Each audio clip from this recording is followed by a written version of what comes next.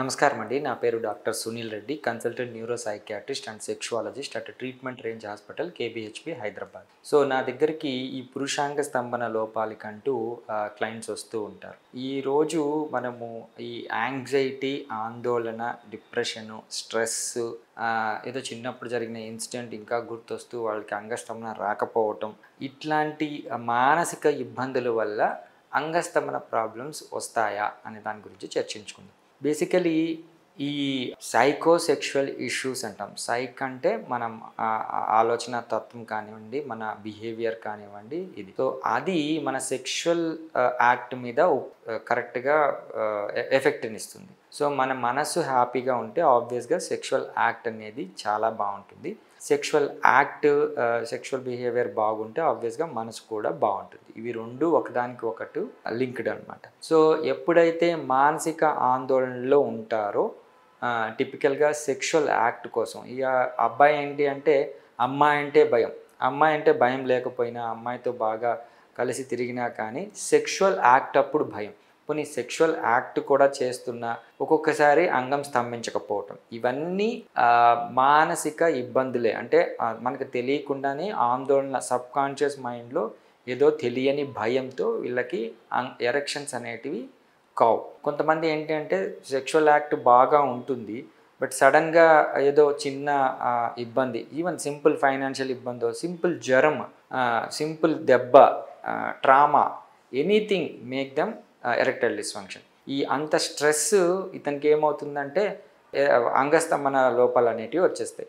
So దాంతో ఏంటంటే sexual యాక్ట్ని complete చేయడు. అది ఇన్ టర్మ్ ఎప్పుడైతే మన కోరికలకు తగ్గట్టు అంగం స్తంభించదో, సెక్షువల్ యాక్ట్ చేయలేమో, ఇంకా డిప్రెస్ అయిపోతారు. అయ్యో నేను మొన్నటి వరకు బాగా చేశానే, ఇప్పుడు సరిగ్గా లేవట్లే, అంగం గట్టిపడట్లేదే అని చాలా ఇబ్బంది పడిపోతూ ఉంటారు. సో దట్టు ఇది సెన్సిటివ్ ఇష్యూ కాబట్టి బయట చెప్పుకోవడం కూడా కష్టమవుతుంది. కొంతమంది ఎంత బాధపడినా బయట చెప్తే తగ్గుతుంది అని బయట కూడా చెప్తారు, తల్లిదండ్రులతో చర్చిస్తారు, బట్ స్టిల్ వీళ్ళకి ఏంటి అంటే అంగం గట్టిపడదు.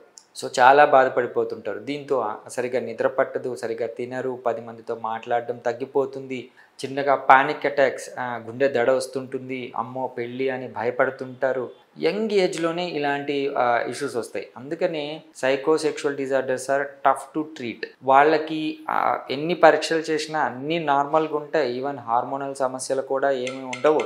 సో వాళ్ళు ఫిజికల్గా చాలా ఫిట్గా ఉంటారు. అంటే మనం సిటీ ఎంఆర్ఐలు కాదు కదా, అంగానికి కావాల్సిన అల్ట్రాసౌండ్లు, ఈవెన్ డాప్లర్లు చేసిన, ఈవెన్ హార్మోనల్ పరీక్షలు అన్నీ చేసినా కానీ వెరీ నార్మల్గా ఉంటాయి.